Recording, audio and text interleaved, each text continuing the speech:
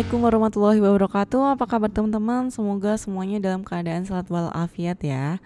Nah, untuk kali ini saya akan membahas tentang penilaian kinerja. Kita udah masuk ke pertemuan yang ke-11.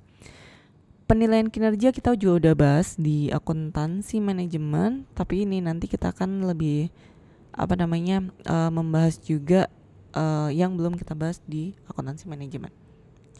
Jadi definisi penilaian kinerja apa sih? Jadi penilaian kinerja ini penentuan secara periode efektivitas operasional suatu organisasi, bagian organisasi dan karyawan berdasarkan sasaran, standar dan kriteria yang ditetapkan sebelumnya. Jadi karena organisasi pada dasarnya dijalankan oleh manusia, maka penilaian kinerjanya itu merupakan penilaian atas perilaku manusia dalam melaksanakan peran yang mereka mainkan dalam organisasi. Jadi apakah mereka sudah melakukan pekerjaan sesuai job desk-nya seperti itu. Nah, sedangkan kalau untuk kinerja keuangan ini adalah penentuan ukuran-ukuran tertentu yang dapat diukur keberhasilan suatu perusahaan dalam menghasilkan suatu laba.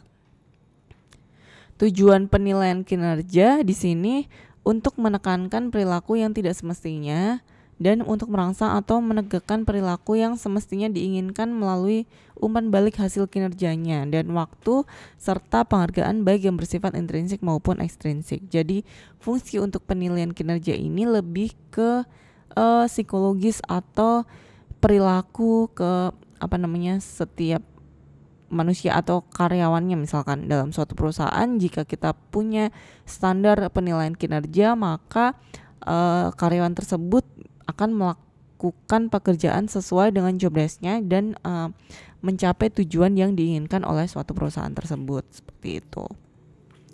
Manfaat penilaian kinerja yang pertama itu mengelola operasi organisasi secara efektif dan efisien melalui pemotivasian karyawan secara maksimum, kemudian membantu pengambilan keputusan yang bersangkutan dengan karyawan seperti promosi, transfer, dan pemberhentian. Kalau misalkan dia kinerjanya baik, berarti dia mungkin akan promosi. Nah, itu terlihat dari pengukuran penilaian kinerja dari karyawan tersebut seperti itu. Terus kemudian mengidentifikasi kebutuhan pelatihan dan pengembangan karyawan serta untuk menyediakan kriteria seleksi dan evaluasi program pelatihan karyawan. Kemudian menyediakan umpan balik bagi karyawan mengenai bagaimana atasan mereka menilai kinerja mereka dan menyediakan suatu dasar bagi distribusi penghargaan.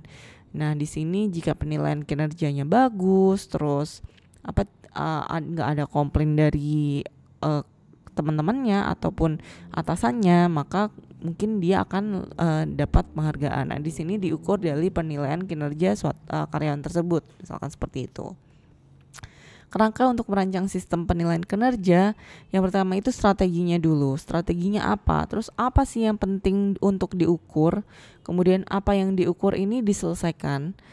Terus selanjutnya apa yang diselesaikan ini diberi imbalan. Kemudian apa yang diberi imbalan ini benar-benar penting. Nah, itu akan berputar kerangkanya. Kemudian di sini ada balance scorecard. Kita udah pernah bahas juga di akuntansi manajemen. Semoga teman-teman masih ingat ya. Di sini adalah balance scorecard itu adalah salah satu contoh sistem pengukuran kinerja di mana setiap unit bisnis ini harus memiliki tujuan dan mengukur dari 4 perspektif. Yang pertama itu keuangan, terus pelanggan, pihak internal, inovasi dan pembelajaran. Keuangan misalkan apakah dia mencapai karyawan tersebut bisa mencapai laba yang diinginkan perusahaan seperti itu. Pelanggan apakah udah sesuai dengan pangsa pasarnya, udah indeks kepuasan pelanggannya terpenuhi seperti itu. Nah, balance scorecard ini membantu keseimbangan antara penilaian strategik yang berbeda dalam usaha untuk mencapai tujuan yang sesuai, kemudian mendorong karyawan agar bertindak untuk kepentingan terbaik organisasi. Untuk sistem penilaian kinerja, ini ada pertimbangan tambahan. Jadi ukuran hasil dan pembangkitnya. Jadi pengukuran hasil ini merupakan hasil dari strategi. Pembangkitnya itu pengukur atau strategi yang mendahului. Lalu ukuran finansial, ini adalah ukuran keuangan, sedangkan non finansial itu ukuran non keuangan. ukuran internalnya itu berupa ukuran intern perusahaan dan ukuran eksternalnya itu berupa ukuran ekstern perusahaan. Perubahan pendorong penilaian di sini adalah kemampuan untuk mengukur hasil dan pembangkit sekaligus yang menyebabkan organisasi bertindak sesuai dengan strateginya.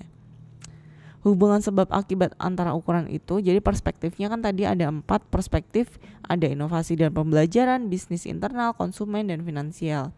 Nah misalkan untuk perspektif inovasi dan pembelajaran ini ukurannya berupa keterampilan manufacturing, atau perspektif bisnis internal di sini ukurannya hasil kelas 1 waktu siklus pemesanannya seperti itu. Terus perspektif konsumen dari survei kepuasan konsumennya.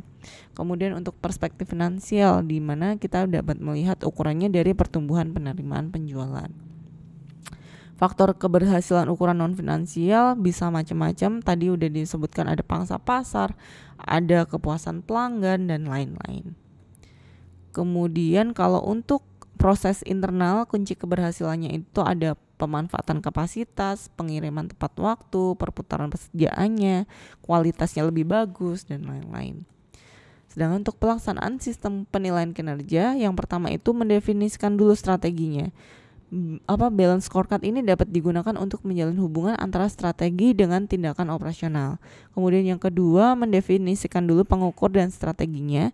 Jadi organisasi itu harus fokus pada sedikit ukuran kritis pada titik ini, dan masing-masing pengukur itu harus dihubungkan satu sama lain. Kemudian yang ketiga, menyatukan ukuran dalam sistem manajemen. Jadi balance scorecard ini harus menyatu dengan struktur formal maupun informal organisasi. Kemudian yang keempat, tinjau ukuran serta hasilnya dengan sering. Tinjauan ini harus dilakukan dengan konsisten dan terus-menerus oleh manajemen. Kesulitan dalam pelaksanaannya antara lain hubungan buruk antara ukuran finansial serta hasilnya. Jadi tidak ada garansi bahwa profitabilitas masa depan itu akan mengikuti target pada area non finansial. Nah, penetapan hasil finansial ini sering membuat manajer merasa tertekan karena yaitu targetnya. Kemudian ukuran yang tidak diperbarui, ini perusahaan terus-menerus menggunakan ukuran berdasarkan strategi yang lalu dan tidak diperbarui. Misalkan udah usang gitu, nggak diupdate lagi, bisa jadi ada kesalahan gitu. Terlalu banyak penilaian, juga adanya kesulitan dalam menetapkan pertukaran. Sistem pengendalian sebagai strategi alat implementasi. Jadi strategi yang dipilih kemudian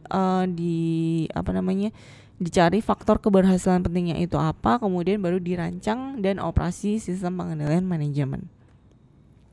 Pengendalian interaktif di sini sistem pengendalian manajemen hari ini itu harus berkaitan dengan strategi esok hari, strategi jangka panjang seperti itu. Jadi seperangkat informasi pengendalian manajemen ini memberikan tanda mengenai ketidakpastian strategik. Kemudian eksekutif senior ini menangani informasi secara serius, lalu manajer pada tiap level ini fokus juga perhatiannya pada informasi yang dihasilkan oleh sistem. Atasan, bawahan, rekan kerja ini bertemu untuk menyimpulkan dan membahas implikasi yang dari informasi bagi tindakan strategik di masa depan, dan rapat itu terbentuk suatu debat. Nah, sistem pengendalian sebagai strategi alat formasi tadi, ketidakpastian strategik itu akan membawa manfaat seperangkat informasi pengendalian manajemen secara interaktif, kemudian didapat strategi baru. Sampai di sini teman-teman untuk materi penilaian kinerja. Kita akan bahas materi selanjutnya di pertemuan selanjutnya. Jika ada pertanyaan, silakan ditanyakan di LMS ya. Terima kasih. Wassalamualaikum warahmatullahi wabarakatuh.